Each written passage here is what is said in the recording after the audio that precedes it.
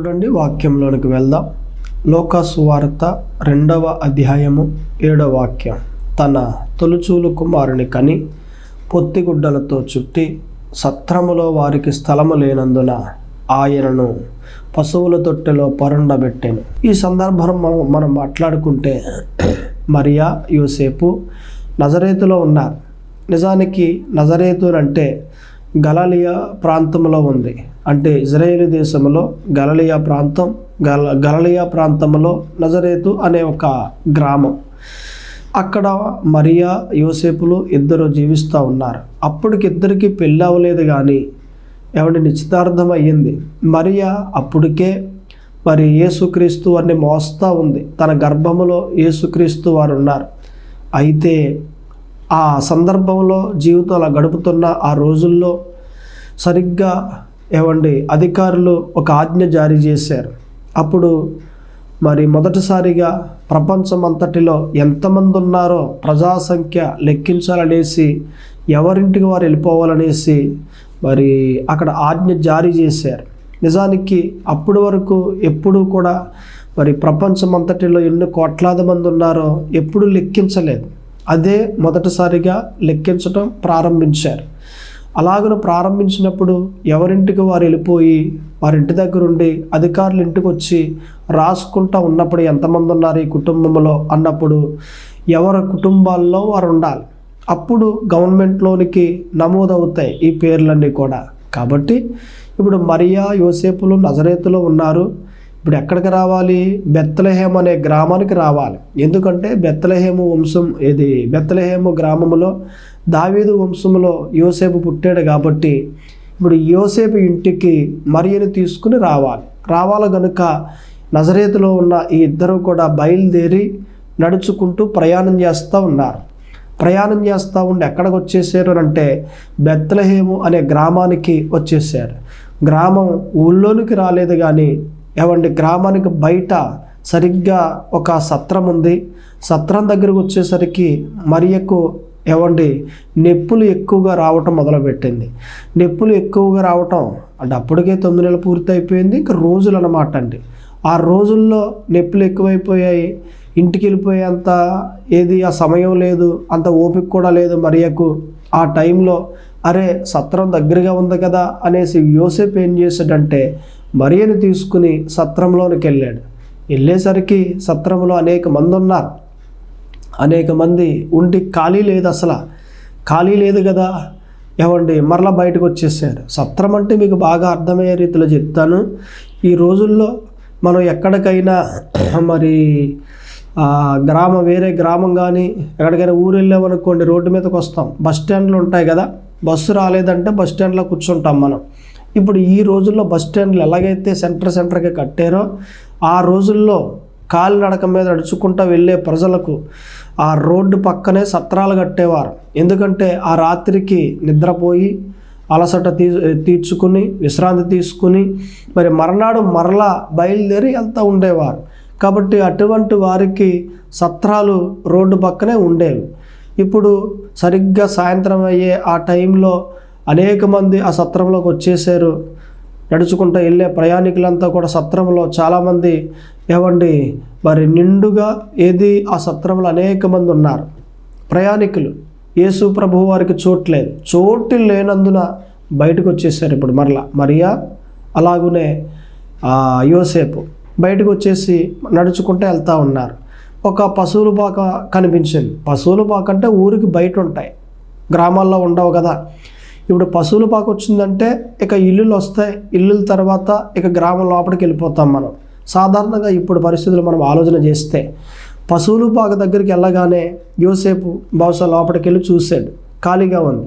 మరియా ఇది ఖాళీగా ఉంది, ఇంటికి వెళ్ళే అంత ఓపిక నీకు లేదు కదా, ఈ పాకలోకి వెళ్దాం అనేసి పశువుల పాకలోనికి మరియను యోసేపు తీసుకుని వెళ్ళాడు. వెళ్ళి అలా కూర్చోబెట్టాడు. ఈలోగా నొప్పులు ఎక్కువయ్యాయి, డెలివరీ అయిపోయింది. యేసుక్రీస్తు వారు పుట్టారు. పుట్టిన యేసుక్రీస్తు వారిని అక్కడే పశువులు త్రాగే నీరు త్రాగే ఒక తొట్టు ఉంది. ఆ తొట్టిలో కాస్త గడ్డేసి దాని మీద ఒక క్లాత్ వేసి యేసుక్రీస్తు వారిని అందులో పడుకోబెట్టాడు. ఎవరు? యోసేపు. ఈ వాక్యం అంతా మనం విన్నాం కదా. ఈ వాక్యంలో నుండి కొన్ని మాటలు ఈరోజు మనం మాట్లాడుకోవచ్చు. పశువుల పాక యేసుక్రీస్తు వారికి చోటిచ్చింది కదండి. అయితే సత్రం ఇచ్చిందా? సత్రం ఇవ్వలేదు. సత్రం దగ్గరికి వెళ్ళారు, కానీ సత్రం ఏం చెప్పింది? నాలో చోటు లేదు, నాలో యేసు ప్రభు వారికి చోటు లేదు, నాలో అనేక మంది ఉన్నారు అని సత్రం చెప్పింది. కానీ పశువుల పాక నాలోనికి రండి, యేసుక్రీస్తు వారు నాలోనికి తీసుకురండి అనేసి పశువుల పాక యేసుక్రీస్తు వారికి చోటిచ్చింది. ఇక్కడ మనం రెండు చూద్దాం. పశువుల పాక ఒక పక్కన మనకు కనిపిస్తూ ఉంది, రెండవది సత్రం కనిపిస్తూ ఉంది. సత్రము మాదిరి మనం ఉండకూడదు, పశువుల పాక మాదిరి మనం ఉండాలి. ఎందుకు? పశువుల పాక దేవునికి యేసుక్రీస్తునకు చోటిచ్చింది కాబట్టి. యేసుక్రీస్తునకు ఎవరైతే చోటిస్తారో నిశ్చయముగా వారికి దీవెన కలుగుద్ది. ఒక ప్రాంతంలో ఒక క్రిస్మస్ జరుగుతూ ఉంది. క్రిస్మస్కి వెళ్ళారు, ఇంకొక గంట వ్యవధి ఉంది, మొదలు పెట్టలేదు. ఈలోగా నాటికలన్నీ కూడా నేర్చుకుంటున్నప్పుడు చాలామంది ఇంకా గంట వ్యవధి ఉంది కాబట్టి నేర్చుకుంటూ ఉంటే ఒక చిన్న పిల్లవాడు ఆ నాటికలు వేసే వారిని చూసి నేను కూడా నాటిక వేస్తాను అని అన్నాడు. డాడీ నేను కూడా నాటికేస్తాను అని అంటే, ఒరే వాళ్ళంతా పెద్దోళ్ళరా, నీ వయసు కట్టుకుంటే 5 లేక 6 సంవత్సరాలు, వద్దురా బాబు, వాళ్ళంతా పెద్దోళ్ళు, నువ్వేం చెప్తావు, వాళ్ళ మధ్యన నిలబడి ఏం చేస్తావు నువ్వు, సరికాదు, వద్దు అని అన్నాడు. కింద పడిపోయాడు, దొల్లేస్తున్నాడు, ఏడ్చేస్తున్నాడు. నేను నాటికేస్తాను ఇలాగున ఏడుస్తూ ఉంటే నాటిక నేర్పించి ఆ వ్యక్తి దగ్గరకు వచ్చి, ఏంటి మీ అబ్బాయి ఇలా దొల్లేస్తున్నాడు దేనికేనంటే, నాటికేస్తానంటాడు, కొంత లేడాడు అని అంటే, ఏనన్నా నాటికేస్తావా అని అంటే, అవును అంకులు నేను నాటికేస్తాను నేను అని అన్నాడు. సర్లేరా నీకు కూడా నేను నేర్పుతాను అనేసి తీసుకెళ్ళి, నువ్వేమి పెద్దగా ఏం మాట్లాడక్కర్లేదు, మరియా యోసేపులు ఇద్దరు యేసుక్రీస్తు వారిని చేతిలో పెట్టుకుని నీ దగ్గరికి వస్తారు స్టేజ్ మీద. అప్పుడు వాళ్ళు వచ్చి ఒక మాట అడుగుతారు, యేసు ప్రభువునకు మీ ఇంట్లో చోటుందా అని అడుగుతారు. నువ్వేం చెప్తావంటే, మా ఇంట్లో చోటు లేదు అని చెప్పాలి. అలా చెప్తే నాటికి అక్కడ అయిపోతుంది అని చెప్పారు. ఓ అంకులు అంతే కదా, మా ఇంట్లో చోటు లేదని చెప్పాలి అంతే కదా, అంతే, ఆ మొక్కు చెప్తే సరిపోతుంది అని చెప్పారు. ఈ కనుమ వాళ్ళంతా కూడా పెద్దవారే. ఈ నాటికలో చిన్న అబ్బాయి 5 లేక 6 సంవత్సరాల వయసు కలిగిన చిన్న అబ్బాయి ఒకే ఒక డైలాగ్, ఒకే ఒక మాట నేర్చుకున్నాడు ఆ గంట. ఏం డైలాగ్ అది? ఏ మాట అది? యేసు ప్రభువుకు మా ఇంట్లో చోటు లేదు అనే మాట, అంతే. సభ ప్రారంభమైంది, పాటలు, అలాగనే సాక్యాలు, అలాగనే వాక్యము, తర్వాత నాటికలు. ఈ నాటిక వేయడానికి అందరు స్టేజ్ మీదకి ఎక్కారు. ఈ అబ్బాయిని కూడా ఎక్కించారు. నిజానికి ఈ అబ్బాయి వెనకాల ఒక ఇల్లు, అట్టతో వేయబడిన ఇల్లు ఉంది. అంతేకాకుండా ఈ అబ్బాయి ఇంటి ముందర నిలబడి ఉన్నాడు. సరిగ్గా ఇంటి దగ్గరికి వస్తున్నారు. ఎవరు? మరియా యోసేపు చేతిలో యేసుక్రీస్తు వారిని పట్టుకుని ఈ నాటికలో వస్తూ ఉన్నారు.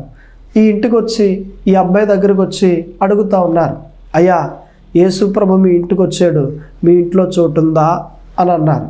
ఈ అబ్బాయి ఏం చెప్పాలి ఇప్పుడు? చోటు లేదు యేసు ప్రభువుకు మా ఇంట్లో అని చెప్పాలి.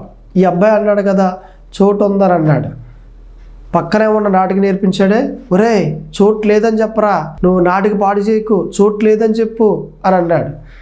అబ్బాయి లేదంకులు చోటు ఉందే అని అన్నాడు. పక్కనే తల్లి తండ్రి, ఒరే మొత్తం నాటికంతా పాడైపోతుందిరా, చోటు లేదని చెప్పు, నువ్వు చోటు లేదంటే సరిపోద్ది, నాటికి అయిపోద్దని అంటే, అమ్మా లేదు చోటు ఉందే అని అన్నాడు. మొత్తం నాటికంతా పాడైపోయింది. అరే మొత్తం పాడు చేసాడు చిన్న కుర్రాడు అని అందరు సభ అంతా అనుకుంటా ఉన్నారు. దగ్గరికి వచ్చి నేర్పించేవాడు, ఏంటి ఇలా చేసావు నువ్వు, చిన్న కుర్రాడు కదా, నాటికలో నీకు అవకాశం ఇచ్చాను నేను, ఏడుస్తున్నావని ఒక చిన్న ముక్క చోటు లేదు మా ఇంట్లో అంటే వదిలిపోద్ది, నువ్వు ఆ డైలాగ్ చెప్పకుండా, ఆ మాట చెప్పకుండా నువ్వేంటి ఇలాగా నువ్వు మాట్లాడావు, చోటు ఉందో అంటున్నావు అని అంటే, ఆ అబ్బాయి అన్నాడు, అంకులు మా అమ్మ మా నాన్నగారు నాకు ఒక మాట చెప్పారు, మన నిమిత్తం యేసుక్రీస్తు వారు శిలువలో ప్రాణం పెట్టారు కదా, అంటే తన జీవితాన్నే మన కోసం త్యాగం చేశారు కదా, అంతగా త్యాగం చేసిన యేసుక్రీస్తు వారికి మరి మన ఇంట్లో చోటు ఇవ్వకపోతే ఏమన్నా బాగుంటుందా? కాబట్టి ఎవరన్నా వస్తే చూడలేదు అంటాను, కానీ యేసుక్రీస్తు మా ఇంటికి వస్తే చూడలేదని నేను చెప్పను అని అన్నాడు. నాటికి పాడైపోతే అయిపోయింది, కానీ ఇతడికి చాలా సంతోషం వచ్చేసి ఒకసారిగా నిలబడి మౌత్లో మాట్లాడుతూ ఉన్నాడు. ఏమని? అయ్యా, ఇది జరిగింది, అబ్బాయి ఎలాగన్నాడు, యేసుక్రీస్తుకి అయితే చోటు ఉందట, ఎవరికైనా అయితే లేదు, కానీ మరి యేసుగా అయితే తన ఇంట్లో చోటిస్తాడట అని చెప్పగానే సభ అంతా, మీటింగ్ అంతా తప్పట్లో కొట్టేశారు. నిజమే కదా, యేసుకు చోటు ఉందట ఆ అబ్బాయి ఇంట్లో, ఇంకెవరికి చోటు లేదట, యేసుకైతే నేను ఇస్తానంటున్నాడు. ఆ అబ్బాయి అన్నట్లుగా మన ఇంట్లో యేసుక్రీస్తు వారికి మనం చోటు ఇవ్వాలి. ఇక్కడ మనం రెండింటిని మనం చూసాం మూలవాక్యంలో.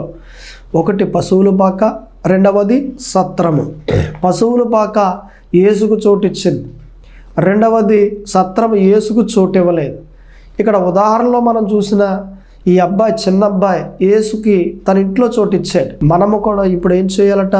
యేసు ప్రభువునకు మన ఇంట్లో చోటు ఇవ్వాలి. మనము ఎప్పుడైతే యేసు ప్రభువునకు మనము ఇంట్లో చోటిస్తామో మన జీవితాలన్నీ కూడా వెలుగుతో నింపబడతాయి, దీవెనతో నింపబడతాయి, ఆశీర్వాదముతో నింపబడతాయి. కాబట్టి ప్రతి ఒక్కరూ కూడా యేసు ప్రభువునకు మన ఇంట్లో చోటిచ్చే వారిగా ఉండాలి. సత్రం ఎలాగైతే చోటిచ్చిందో మనం కూడా మన ఇంట్లో చోటు ఇవ్వాలి. అది నిజమైన భక్తి అంటే. మన ఇంట్లో చోటు ఇవ్వడం అంటే అర్థం ఏంటి? అప్పుడైతే ఏమండి, యేసు క్రీస్తు శరీరధారిగా ఉన్నారు కాబట్టి, బాలుడుగా ఉన్నాడు కాబట్టి ఏమండి యేసుకు చోటిచ్చే ఆ దినాల్లో. ఇప్పుడు మరి శరీరధారిగా ఆయన లేరు కదా. ఇప్పుడు జక్కయ్య ఉన్నాడు, త్వరగా దిగిరా అని అన్నప్పుడు యేసుక్రీస్తు వారి దగ్గరికి వచ్చేసాడు, తన ఇంటికి తీసుకెళ్ళిపోయాడు. జక్కయ్య, పొట్టి జక్కయ్య తన ఇంట్లో చోటిచ్చాడు. ఎవరికి? యేసు ప్రభుకు. ఎందుకు ఇచ్చాడు? శరీరధారిగా యేసు ప్రభు వారు ఉన్నారు కాబట్టి ఇంటికి తీసుకుని వెళ్ళాడు. అలాగనే ఇంకా మనం ఇలా మాట్లాడుకుంటే మార్త కూడా గ్రామానికి యేసు ప్రభు వచ్చారు, ఆయన గొప్ప దేవుడు అని తీసుకుని తన ఇంట్లోకి తీసుకెళ్ళింది. అంటే మార్త కూడా తన ఇంట్లో ఏమిచ్చింది? యేసు ప్రభుకు చోటు ఇచ్చింది. ఇలాగ మనం ఆలోచన చేస్తే ఏమండి, అనేక మంది మరి యేసుక్రీస్తు వారికి చోటు ఇచ్చారు. ఆయన శరీరధారిగా ఉన్నాడు కాబట్టి. ఇప్పుడైతే ఆయన శరీరధారిగా లేడు కదా, మనం ఎలాగిస్తాం మన ఇంట్లో చోటు అనేది మనం చూస్తే ఇక్కడ మనకి ద్వితీయోపదేశ కాండములో 6వ అధ్యాయములో 9వ వాక్యంలో ఇక్కడ కనిపిస్తూ ఉంది, కొన్ని మాటలు కనిపిస్తూ ఉన్నాయి. చూడండి. నీ ఇంటి ద్వారబంధముల మీదను నీ గౌనుల మీదను వాటిని వ్రాయవలెను. వేటిని? దేవుని వాక్యాలు. ద్వారబంధం అంటే గుమ్మాలు. ఇప్పుడు మన గుమ్మం మీద, తలుపుల మీద, గోడల మీద, గౌనుల మీద, గేటుల మీద ఏమి రాయాలట? దేవుని వాక్యాలు రాయాలి. ఇదే మాట మనకి ఎక్కడ కనిపిస్తుంది? ద్వితీయోపదేశ కాండము 11:20లో కూడా కనిపిస్తుంది. అంటే మన ఇంట్లో గుమ్మం మీద ఏముండాలి? దేవుని వాక్యం ఉండాలి. తలుపుల మీద ఏముండాలి? దేవుని వాక్యం ఉండాలి. గోడల మీద ఏముండాలి? దేవుని వాక్యం ఉండాలి. మన ఇంట్లో ఈ విధంగా వాక్యానికి చోటిస్తే, వాక్యమే దేవుడు, దేవుడే వాక్యం కనుక యేసు ప్రభువునకు మనం చోటిచ్చిన వారము. మన ఇంట్లో ఇస్తూ ఉన్నామా? దేవుని వాక్యాలకు చోటిస్తూ ఉన్నామా? యేసు ప్రభువునకు చోటిస్తూ ఉన్నామా? ఇవ్వాలి. ఎందుకంటే యేసయ్యే మన ఇంట్లో ఉంటే ఎంత దీవెన, ఎంత ఆశీర్వాదము. ఈ దినాల్లో ఎలాగున్నారట చూడండి. కొన్ని ఇల్లులు ఏమండి, ఆ గుమ్మాల మీద, గోడల మీద, తలుపుల మీద ఏం కనిపిస్తాయి? సినిమా బొమ్మలు కనిపిస్తాయి. సినిమాకు సంబంధించిన హీరో కానివ్వండి, హీరోయిన్ కానివ్వండి, ఏమండి పేపర్లో పడ్డవి గ్రీటింగ్స్ కట్ చేసేసి అవి గుమ్మాలకి, గోడలకి అంటిస్తారు. నేను అంటాను, సినిమాకి నువ్వు ప్రధానమైన స్థానం ఇస్తున్నావా, లేకపోతే దేవునికి ప్రధానమైన స్థానం ఇస్తూ ఉన్నావా? వేటికి నువ్వు స్థానం ఇస్తూ ఉన్నావు? ప్రధానమైన స్థానం ఒక్కసారి గ్రహించు. నీ గుమ్మం మీద కనిపిస్తే దేవుని వాక్యమే కనిపించాలి. నీ గోడల మీద కనిపిస్తే దేవుని వాక్యమే కనిపించాలి. నీ తలుపుల మీద, నీ గేట్ల మీద దేవుని వాక్యమే కనిపించాలి. అప్పుడు మన ఇంట్లో చోటిచ్చినట్లు. వాక్యానికి చోటిస్తే వాక్యమే దేవుడు కనుక యేసుకు చోటిచ్చినట్లే మనం. కాబట్టి ప్రతి ఒక్కరూ కూడా గ్రహించిన వారి వాక్యాన్ని ఏమంటే మన ఇంట్లో చోటివ్వాలి. ఎవరైతే మన ఇంట్లో చోటిస్తారో వారికి మెండైన ఆశీర్వాదములు కలుగుతాయి. దీవెన రాలేదండి, ఆశీర్వాదం రాలేదండి అని అంటారు. కానీ ఏమండి, వాక్య ప్రకారంగా నడిచే వ్యక్తులు తక్కువ, బాగా అరుదు. వాక్య ప్రకారంగా నడిస్తే దీవెన ఎందుకు రాదండి? ఆశీర్వాదం ఎందుకు రాదు? వాగ్దానంలోకి ఎందుకు వెళ్ళాం? వాగ్దానం అయితే పొందుకున్నాం కానీ దేవుడు ఇంకా వాగ్దానాన్ని నెరవేర్చలేదంటే కారణం వాక్య ప్రకారంగా నడవకపోవడమే. ఇజ్రాయేలీయులకు దేవుడు వాగ్దానం ఇచ్చాడు, కానీ వాగ్దానంలోనికి రాకుండా 40 సంవత్సరాలు అరణ్యంలో నడవడానికి గల కారణం వాక్య ప్రకారంగా నడవకపోవడమే. వాక్య ప్రకారం నడిస్తే వాగ్దానంలోనికి వెళ్తాం, మనం దీవించబడతాం, అనేక మందికి దీవెనకరంగా మార్చబడతాం, మన బంధువులలో తలగా చేయబడతాం. మనం నడుస్తూ ఉన్నారా వాక్య ప్రకారంగా? ఈ వాక్యంలో ఉన్న మాట ప్రకారంగా మీ ఇంట్లో వాక్యాలకు చోటిచ్చారా? అయితే ఖచ్చితంగా దేవుడు మిమ్మల్ని దీవిస్తాడు. మన ఇంట్లో ఇవ్వాలండి చోటు. ఇక రెండవది మనం చూసినట్లయితే కీర్తన గ్రంథము 119:11, నీ ఎదుట పాపము చేయకుండానట్లు నా హృదయములో నీ వాక్యము ఉంచుకుని ఉన్నాను. చూడండి ఎంత బాగుందో. ఇదే మాట యోబు గ్రంథము 22:22లో కూడా మనకు కనిపిస్తుంది. నిజానికి కీర్తన గ్రంథంలో ఎవరు మాట్లాడారు? దావీదు మాట్లాడుతూ ఉన్నాడు. ఏమని? నా హృదయములో నీ వాక్యాన్ని ఉంచుకున్నాను, పాపము చేయకుండానట్లు. నేను పాపం చేయకుండా నీ వాక్యాన్ని నేను ఉంచుకున్నాను. అంటే దావీదు యొక్క హృదయంలో ఏముంది? దేవుని వాక్యం ఉంది. మీ హృదయంలో ఏముంది? దేవుని వాక్యం ఉందా? మీ హృదయంలో దేవుని వాక్యం ఉంటే మీరు దేవునికి చోటిచ్చినట్లే. మన హృదయంలో యేసు ప్రభువునకు చోటు ఇవ్వాలి. మన హృదయంలో యేసు క్రీస్తు వారు జీవిస్తే ఎంత దీవెనండి, ఎంత ధన్యత అండి. యేసు క్రీస్తు వారికి మన హృదయంలో చోటిస్తూ ఉన్నామా? ఇంతగా మనకు హృదయం ఎక్కడుంది? ఇలాగ అడిగితే హృదయం తల్ల ఉందని కొంతమంది, మొక్కల్లో ఉందని కొంతమంది, ఎక్కడుంది అక్కడుంది అని అంటారు, కానీ ఎక్కడుందో చెప్పరు. హృదయం అంటే మనకి ఎక్కడ ఉంటుంది. నిజానికి హృదయం వేరు, గుండె వేరు, రెండింటినీ కలిపి చెప్పేస్తారు కొంతమంది. గుండె అంటే వేరు, హృదయం అంటే వేరు. గుండె ఏమంటే శరీర సంబంధి, కోస్తే కనబడుతుంది. కానీ హృదయం అనేది ఆత్మ సంబంధి, కోస్తే కనిపించదు. అలాగనే మనసు కూడా ఏమంటే తలలో ఉంటుంది. ఎందుకంటే మనసులో తలంపులు వస్తాయి కదా, మరి ఆ తలంపులు బట్టి మనసు ఎక్కడ ఉంది? తలలో ఉంది. బ్రెయిన్ ఏమో శరీర సంబంధి, మనసేమో ఆత్మ సంబంధి. తలకే బదలు కొట్టేస్తే బ్రెయిన్ కనిపిస్తుంది, కానీ ఎవడి బ్రెయిన్లో ఉన్న మనసు మట్టికి కనిపించదు, ఆత్మ సంబంధి. ఎలాగనో మనము చెప్పుకుంటే కొన్ని మాటలు మనకు కనిపిస్తాయి. కాబట్టి హృదయం అనేది ఎక్కడ ఉంది? ఈ హృదయంలో దేవుని వాక్యం ఉండాలి. దేవుని వాక్యానికి చోటు ఇవ్వాలి. ఎవరైతే దేవుని వాక్యానికి చోటిస్తారో ఏమండి, వారు యేసునకు చోటించినట్లు. ఆ దినమున పశువుల పాక ఎలాగైతే యేసు ప్రభువునకు చోటిచ్చిందో, ఈ దినమున నీవు కూడా నీ హృదయంలో చోటివ్వాలి. నీవు చోటిస్తే నిశ్చయముగా దేవుడు దీవిస్తాడు. యేసుక్రీస్తు వారు ఎంత విలువైన దేవుడు అండి. ఇటువంటి విలువైన దేవునికి నీ హృదయంలో చోటు ఇవ్వాలి కదా. మరి మన హృదయంలో చోటిస్తే ఆయనకి ఎంత దీవెన, మనకి ఎంత ధన్యత, ఎంత ఆశీర్వాదము. కాబట్టి మన వాక్య ప్రకారంగా కూడా మనం మాట్లాడుకుంటే మన హృదయంలో యేసుకు చోటు ఇవ్వాలి. అంతేకాకుండా మనం ఇంకా ముందుకు మాట్లాడుకుంటూ వెళ్తే ఆదికాండములో 18:19లో కనిపిస్తుంది. తన తర్వాత తన పిల్లలను, తన ఇంటివారును నీతి న్యాయములను జరిగించు యెహోవా మార్గమును గైకొనుటకు అతడు వారికి ఆజ్ఞాపించినట్లు నేను అతన్ని ఎరిగి ఉన్నాను అని వ్రాయబడి ఉంది. ఎవరు మాట్లాడుతూ ఉన్నారు? దేవుడు. ఎవరి గురించి? అబ్రాహాము గురించి. ఏమని మాట్లాడుతూ ఉన్నాడు దేవుడు? రాబోయే దినములలో అబ్రహాము తన కుటుంబానికి, తన పిల్లలకు నా వాక్యాలు నేర్పిస్తాడు. నా వాక్యాలు నేర్పిస్తాడు. నాకు తెలుసు, నేను ఎరిగి ఉన్నాను అంటున్నాడు దేవుడు. అప్పటికైతే అబ్రహాము ఇంకా పిల్లలకు వాక్యాలు బోధించట్లేదు. అప్పటికైతే అబ్రహాము తన కుటుంబానికి ఏమాత్రం బోధించట్లేదు దేవుని వాక్యాలు. కానీ రాబోయే దినములలో తన పిల్లలకు దేవుని వాక్యాలు బోధిస్తాడు, తన కుటుంబానికి దేవుని వాక్యాలు బోధిస్తాడు. అంటే అబ్రహాం బోధించగా తన పిల్లల్లో దేవుని వాక్యం ఉంటుంది. అబ్రహాం బోధించగా తన కుటుంబంలో దేవుని వాక్యం ఉంటుంది.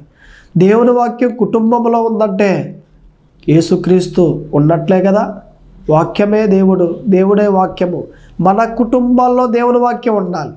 మన కుటుంబాల్లో యేసుక్రీస్తు వారు ఉండాలి. మన కుటుంబంలో యేసునకు చోటివ్వాలి. మనం చోటివ్వాలి. ప్రతిరోజు రాత్రిపూట కుటుంబ ప్రార్థన చేసుకోవాలి. కుటుంబ సహితంగా పాట పాడడం, వాక్యం చదవటం, ఇలాగున కుటుంబ సహితంగా మనము ప్రార్థన చేసుకుంటే మన కుటుంబంలో యేసునకు చోటిచ్చినట్లే కదా. ఉన్నామా? అలాగా ఉండాలండి. మన కుటుంబాల్లో యేసు ఉండాలి, ఎవరెవరో కాదు. మన కుటుంబంలో యేసు క్రీస్తు వారుంటే ఎంత దీవెనండి, ఎంత ఆశీర్వాదం అండి. కాబట్టి మూడవ మాటగా మనం చూస్తే మన కుటుంబంలో యేసునకు చోటు ఇవ్వాలి. ఆ దినమున సత్రము చోటు ఇవ్వలేదు, కానీ పశువులు పాక ఇచ్చింది. పశువులు పాక యేసు ప్రభువునకు చోటిచ్చి ఏమంటే ఈరోజు కూడా ఎంతగానో ఘనతలో గణపరచబడతా ఉంది. ఎక్కడ క్రిస్మస్ అయినా చూడండి, పశువులు పాక వేస్తారు. అవునా కదా చెప్పండి. ఎక్కడ క్రిస్మస్ జరిగినా ఏముంటుంది? పశువులు పాక ఉంటుంది. అంత ఘనత ఎవరిచ్చారు? దేవుడే. ఎందుకు ఇచ్చారట? ఆ దినమున యేసునకు చోటిచ్చింది కాబట్టి పశువుల పాక. ఈ రోజుల్లో కూడా ఈ దినాల్లో కూడా ఆ పశువుల పాకకు అంత ఘనత ఇచ్చాడు దేవుడు. కొంతమంది చిన్న పాకేస్తారు, కొంతమంది పెద్ద పాకేస్తారు, మొత్తం మీద పశువుల పాకేస్తారు. కారణం ఏంటి? ఆ దినమున యేసునకు చోటిచ్చింది కాబట్టి. ఈ క్రిస్మస్లో సత్రాలు ఎక్కడైనా చూసామా? సత్రం ఎక్కడైనా కనిపించిందా? కారణం ఏంటి? యేసుకు చోటు ఇవ్వలేదు కాబట్టి. యేసుకు చోటు ఇవ్వకపోతే మరుగైపోవడమే, యేసుకు చోటిస్తే నిత్యము బ్రతకడమే. ఇటువంటి వాక్యాలు విని యేసు ప్రభువునకు నీ ఇంట్లో చోటు ఇవ్వకుండా, యేసు ప్రభువునకు నీ హృదయంలో చోటు ఇవ్వకుండా, యేసు ప్రభువునకు నీ కుటుంబంలో చోటు ఇవ్వకుండా నువ్వు బ్రతికితే నీ జీవితానికి అర్థం ఉండదు. కాబట్టి దయచేసి ప్రతి ఒక్కరూ కూడా మీ ఇంట్లో యేసు ప్రభువునకు చోటు ఇవ్వండి. ప్రతి ఒక్కరూ కూడా మీ హృదయంలో యేసు ప్రభువునకు చోటు ఇవ్వండి. ప్రతి ఒక్కరూ కూడా మీ కుటుంబంలో యేసు ప్రభువునకు చోటు ఇవ్వండి. అప్పుడు మీరు ఏం చేసినా కార్యాలు జరుగుతాయి. ఎలా చేసినా ప్రార్థన జవాబు వచ్చేస్తుంది. మీ మనసులో తలుచుకుంటేనే ఆయన మీతో మాట్లాడతాడు. ఎవరైతే యేసుక్రీస్తు యేసుక్రీస్తుని కలిగి ఉన్నారో, యేసుక్రీస్తు వారికి చోటిచ్చారో వారు ఎలాగున ప్రార్థన చేస్తే అలాగున కార్యాలు జరుగుతాయి. అంతలాగున కార్యాలు జరుగుతాయి. మన నిమిత్తమై ఎంత త్యాగం చేశాడండి ఆయన. ఆ త్యాగాన్ని జ్ఞాపకం చేసుకోవాలి కదా. ఇప్పుడు ఒక ప్రాంతంలో తల్లి కొడుకులు ఉంటారు. తల్లి 17వ సంవత్సరం అబ్బాయికి ఒక చిన్న గిఫ్ట్ పట్టుకుని వచ్చింది. చూశాడు, ఆ ప్యాకింగ్ చింపు చూడగానే చిన్న గిఫ్ట్. అమ్మా ఇదేంటమ్మా ఎంత చిన్న గిఫ్ట్ ఇచ్చావు, నువ్వేమన్నా బైక్ కొని ఆ కీసిందిలో పెట్టావో మరి ఎంత అలాగా నేను అనుకున్నా. మనసులో ఎంత సంతోషపడ్డాను నేను. ఏంటమ్మా చిన్న గిఫ్ట్ ఇచ్చా? నా తోటి కుర్రోళ్ళు బైకుల మీద తిరుగుతూ ఉన్నారు, కార్ల మీద తిరుగుతూ ఉన్నారు, కనీసం నువ్వు బైక్ అన్నా నాకు ఇంకేమలేదు, పుట్టినరోజు గిఫ్ట్ అన్నా మరలా చిన్నది తెచ్చావు అని నిరాశగా మాట్లాడాడు. తల్లందవరే వచ్చే సంవత్సరం పెద్ద గిఫ్ట్ ఇస్తానరా, ఎవ్వరు ఇవ్వలేని గిఫ్ట్ ఇస్తానరా అన్నాను. అలాగే అమ్మా అని అన్నాడు. రోజులు అయిపోతూ ఉన్నాయి. ఈ అబ్బాయికి కాస్త ఆరోగ్యం బాగోదనమాట అండి. హాస్పిటల్కి ఎప్పుడు తీసుకెళ్తూ ఉంటుంది. అయితే డాక్టర్ గారు ఫోన్ చేశారు, ఒకసారి మీ అబ్బాయిని తీసుకురా అని. సరిగ్గా సంవత్సరం అయిపోయింది. 18వ సంవత్సరం రేపే వస్తుంది అబ్బాయికి. రేపే అబ్బాయి పుట్టినరోజు. డాక్టర్ గారు ఫోన్ చేశారు. అలాగే నన్ను తీసుకెళ్ళింది. డాక్టర్ గారు చెకప్ చేశారు. నిజానికి హార్ట్ కంప్లైంట్ ఈ అబ్బాయికి. ట్యాబ్లెట్లు వాడుతూ ఉన్నారు. డాక్టర్ గారు అన్నారు, అబ్బా ఇక మీ అబ్బాయి బ్రతకడు, రోజులే. ఏమన్నా బ్రతకాలంటే తన గుండె తీసి ఇంకొకళ్ళ గుండె మీ అబ్బాయికి పెట్టాలి, ఎవరన్నా ఇస్తారేమో కనుక్కో అని అన్నారు. అయ్యా ఇప్పుడుకి ఇప్పుడు ఈ వారంలో దొరికేయాలంటే ఎవరిస్తారు గుండె? దయచేసి నిజంగా ఎవరైనా ఇచ్చినప్పటికీ కూడా కొనేంత ఓపిక కూడా నాకు లేదు, దయచేసి నా గుండె ఇస్తాను, మా అబ్బాయికి పెట్టాను అంతే. మీ అబ్బాయికి పెట్టేలా నీ గుండె అలా పెట్టడం కుదరదు. మీ గ్రామపు పెద్దలు సంతకం పెట్టాలి, మీ కుటుంబం కూడా సంతకం పెట్టాలి, లేదంటే మా మీదకి వస్తుంది అని అంటే ఇంటికి వెళ్ళింది, సంతకాలు పెట్టించింది. ఆ కాగితం పట్టుకొచ్చి డాక్టర్ గారికి ఇచ్చి, రేపే నా గుండు తీసి మా అబ్బాయికి పెట్టాను, తెల్లవారుజామున ఆపరేషన్ చేశారంటే ఓకే. డాక్టర్ గారు ఏం చేశారంటే ఈమె గుండు తీసి తెల్లవారుజామున ఆ అబ్బాయికి పెట్టేశారు. ఈమె చనిపోయింది. చనిపోయే ముందర ఒక లెటర్ రాసి అబ్బాయికి ముందు డాక్టర్ గారికి ఇచ్చి, ఆపరేషన్ అయిపోయింది. తెల్లవారుజామున తెల్లారింది 11-12 ఆ సమయంలో డాక్టర్ గారు తన రూమ్లోకి వెళ్ళేసరికి అబ్బాయి లేసాడు. స్పృహ వచ్చింది. నాన్న ఎలాగుందా నీకు? బాగుందండి, కాకపోతే గుండె దగ్గర నొప్పిగా ఉందండి, ఆపరేషన్ చేశాం కదా, వేరే గుండు పెట్టాం, దాని గురించి అలాగుంది, తగ్గిపోతుందిలే, నొప్పి ఏం కాదులే అని అన్నారు డాక్టర్ గారు. ఓకేనండి అని అంటే డాక్టర్ గారు ఇదిగో ఈ లెటర్ మీ అమ్మ ఇచ్చింది చదువు అని అన్నారు. అయ్యో రూమ్లోకి రావచ్చు కదండి మా అమ్మ అని అంటే చదువు నీకే తెలుస్తుంది అని అన్నారు. అనగానే లెటర్ తీసి చదువుతున్నాడు. రే వచ్చే సంవత్సరం నీకు మంచి గిఫ్ట్ ఇస్తాను, పెద్ద గిఫ్ట్ ఇస్తాను, ఎవరు ఇవ్వలేని గిఫ్ట్ ఇస్తాను అన్నారు కదా, ఇదిగో ఇచ్చాను ఈరోజు. నిజానికి గుండె ఉంటేనే కానీ నువ్వు బ్రతకవు, డాక్టర్ గారు చెప్పారు. కొనేంత సామర్థ్యం నాకు లేదు, 20 లక్షలు 30 లక్షలు పెట్టేంత అంత డబ్బు మన దగ్గర లేదు, నీకు తెలుసు కదా. సరేలే, నేను అన్నీ అనుభవించాను, నేను అన్నీ చూశాను. అయితే నా కోరిక ఏంటంటే నువ్వు బ్రతకాలి, నువ్వు జీవించాలి, నువ్వు అన్నీ చూడాలి, అది నా కోరిక. కాబట్టి నా గుండె నీకు పెట్టమని చెప్పాను, నీకు పెట్టేశారు, కాబట్టి నీకు పెద్ద గిఫ్ట్ ఇచ్చాను రా, ఈరోజు నీ పుట్టినరోజు అని ఆమె ఆ లెటర్లో రాసిందండి. నిజంగా ఒక్కసారి గ్రహించండి, అతడు ఆశ్చర్యపోయాడు. మా అమ్మ నా నిమిత్తం ఎంత త్యాగం చేసిందా అని. ఈరోజు నేనంటాను, యేసుక్రీస్తు వారు కూడా మనందరి నిమిత్తము సిలువలో ప్రాణం పెట్టి ఏమంటే తన జీవితాన్ని త్యాగం చేసి మనందరికీ రక్షణ కలగజేశాడు.